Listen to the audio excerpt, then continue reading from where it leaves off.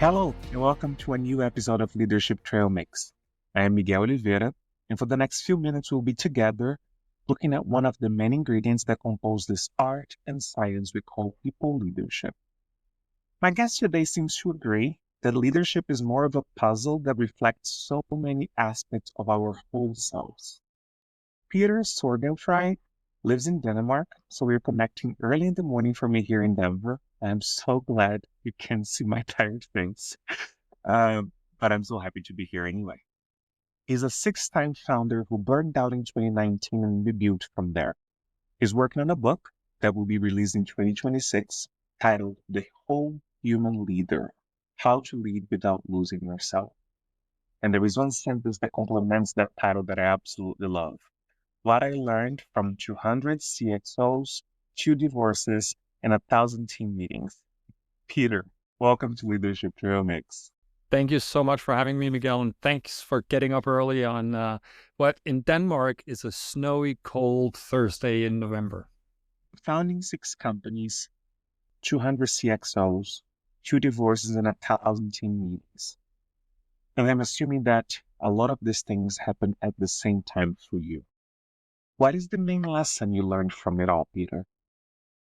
The main lesson is I wasn't who I am, right? Throughout this process of building companies and working with leaders all over the world, being married twice, and sitting in all these team meetings, doing all this business stuff, I lost myself. I became somebody that I wasn't at my core. And so that's what led me to do what I do today. That's a beautiful message. Thank you for sharing. And I'm so glad that you are helping us potentially get a roadmap that will lead us to a different outcome than yours. So I'm glad you were able to turn your pain and suffering to something productive. We are so lucky. Can't wait to read the book.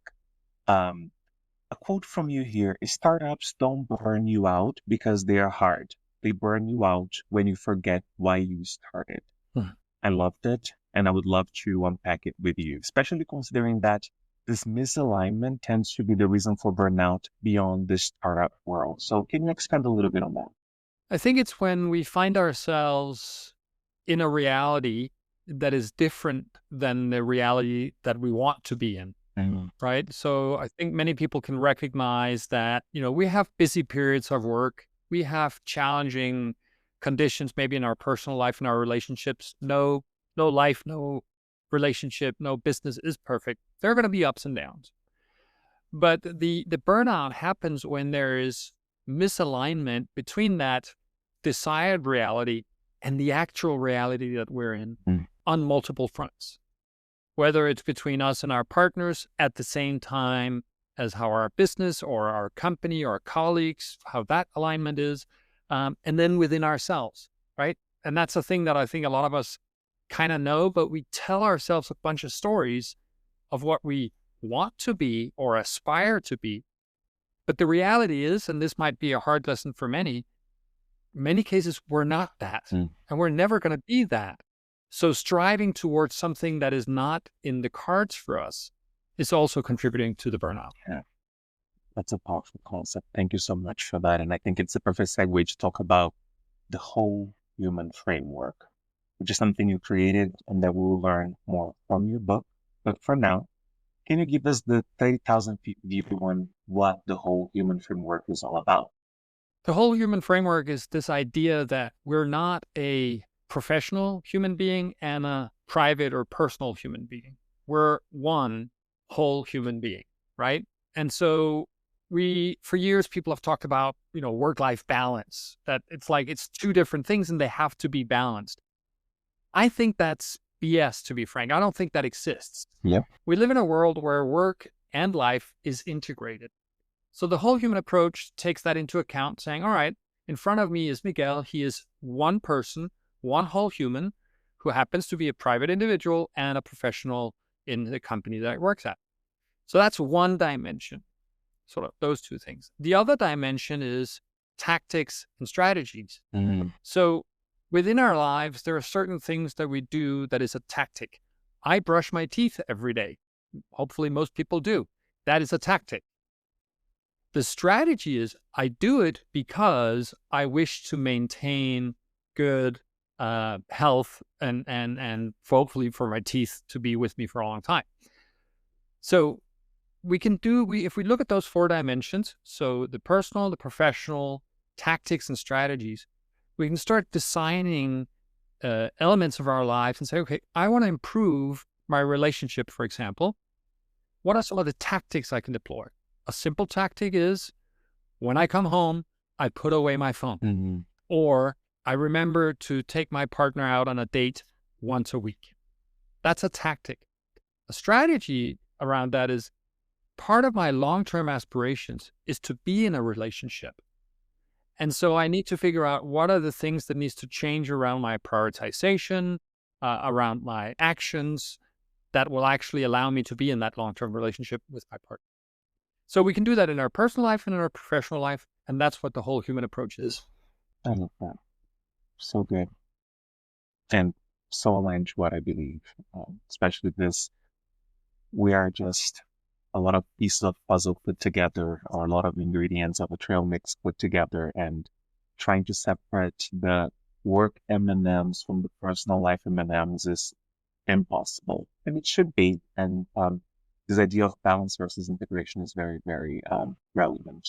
And if I can build on your trail mix analogy, right? It's like the trail mix bar that I eat has almonds in it, and it has honey, and it has all sorts of other good things.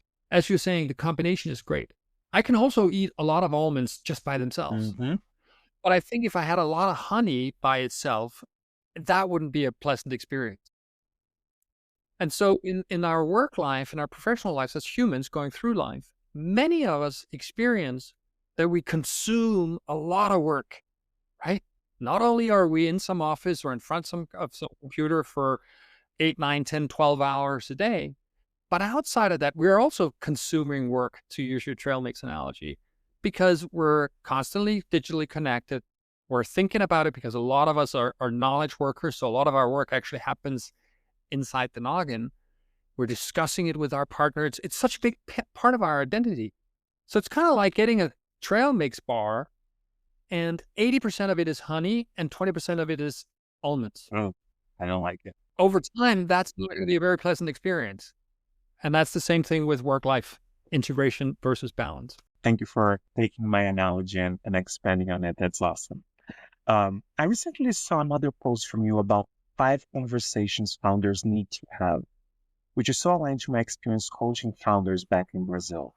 Some of these conversations were skipped, which was the perfect formula for misunderstanding and frustration in my experience back then.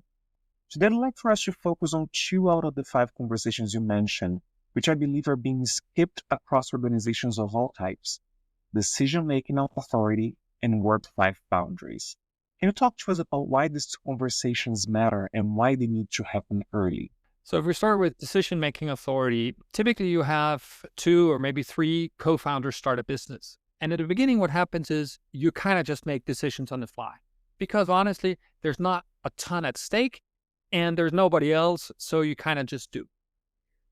Over time, as the company grows or the complexity of the business grows, you keep doing that, but your co-founders might start having opinions about these decisions because they start having bigger ramifications. They start becoming more apparent that if we spend X $1,000 on this direction, then we can't do that direction. Whereas in the beginning, you don't have X $1,000 to spend. So you need to early on very clearly define not only, okay, Peter, you're responsible for marketing. Miguel, you're responsible for operations. Here's where the dividing line is. If we need to make a decision that is either above a monetary amount or has some kind of strategic implication, which we define as this, we're going to agree. If that's not the criteria or the case, then you, Miguel, can do whatever you want, right? Number 1. Number 2, then we have to have frequent conversations about it, saying, how in the last 2 weeks, we've had these situations where I, Peter, made a decision. Let's just review it. Are you still cool with us doing it this way? Or should we change ourselves? So that's the decision-making authority part. And work-life boundaries is about agreeing that, so Let me use an example. I know of a company where there are two co-founders. One of them works all the time. He loves it. He gets energy from it. He's married. They have 2 dogs. There's no kids. There's a lot of flexibility in his system in principle, right? The other co-founder, and they're equal partners in this business, does not work past 5:30 in the evening, does not work on the weekends, and refuses to do certain things when it comes to travel multiple days overseas. These guys are massively successful together. Why? Because they early on, as they came together, said, I'd love to do this business with you. I think we do great things. These are my boundaries. I will not work after 5:30 in the evening because of my kids, and I will not travel more than 2 days in a row. If you're cool with that, let's go do it. And so a lot of this comes down to, Miguel, and I know it sounds super trivial. It comes down to conversation, right? Remembering to sit down, talking about it, revisiting the conversation, rather than assuming that I know what Miguel prioritizes or what matters to him and vice versa. What really stuck with me from this answer, Peter, is what I think I'm hearing is proactivity versus reactivity and a lot of intentionality. And there is a methodology here in the US that says that the conversation is the relationship, right? So that's how we relate to each other. And it's fascinating because it talks about this idea of proactiveness for me, because it's not about waiting for a problem to happen to then solve it, which is something that I so frequently see in the corporate world. It's about thinking, before we have a problem, let's align on this. That's one. And number two, you said something that is so powerful, which is, here I am voluntarily providing to you information that you didn't need to have access to because these are decisions that we align I could make by myself. But because we are on this together, I want to make sure we are still cool. So I absolutely love that. And I think it goes in all aspects of life. So my newsletter is called Intentional Leadership for that reason, right? That we, and many of us can also recognize this, maybe some of your listeners, this idea of autopilot, right? Yeah. The simplest manifestation is in the morning, if you drive to work, you go out to your car, you start driving to work. X minutes later, you arrive at work. You actually don't remember which way you took because it's this autopilot thing. And the same thing happens in our relationships, in our professional and personal ones. We meet somebody, we fall in love, we start doing things, and before we know it, we get annoyed by the stuff that they've been doing all along, but we didn't have a conversation about it. Or in the professional sphere, right, that we don't address early on our needs. I, Peter, need the environment to be this, or we don't address the things that don't work out for us because we think, oh, it'll probably change, right? They'll probably start remembering to send the report before the meeting. They won't, unless you tell them or ask them. And I think there's a point here, Miguel, that we really should underline. This is not about changing the people around you. This is about changing yourself. Yeah. So when you go into the world in a professional, personal context, you say, how do I want to be in this relationship? What is it that I want to contribute for this to work out? And then do that. And in my experience, when people manage to work on themselves, then the environment starts to change because they see and they're inspired by the intentionality, the openness, the directness, maybe even. And then they start changing the behavior that has affected us. As we approach the end of this conversation, Peter, which honestly could last another 15 hours, but I don't know if people would stay with us that long. What call to action will you leave us with today? One thing we can start doing today, independently of the type of organization we work for, to be better people leaders for those we have the honor to serve. That's a big question. If it's only one thing, I think I would go back to intentionality. Take a hard look in the mirror or sit by yourself for a few minutes and then say, am I being intentional with my thoughts, my actions, my relationships at home, at work?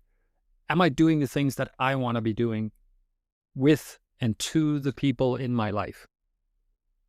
And the answer for most people is probably not in all areas. So the action, the call to action here, the one thing you should do is the one thing that comes to mind that you can change today. Start doing that. Beautifully said. Peter, thank you for being a guest and for sharing your hard-earned wisdom with us. I can't wait for the book, and I would love to give people a path to you. So how can people stay informed about what is happening in your life, and especially when the book will be released? The easiest thing is to go on LinkedIn. Mm-hmm. Peter Sorgenfrei, there's only one. Sounds kind of obnoxious, but I have a not a very common last name. So get on there, reach out, and then I'd be happy to chat with anybody about these topics because I think they're tremendously important for us to have better lives. That's amazing. Thank you so much again. And for those listening to us, if you have any comments or questions about this episode or any other topic, don't hesitate to reach out. Miguel at leadershiptrailmix.com. Thank you for listening. Take care and talk soon.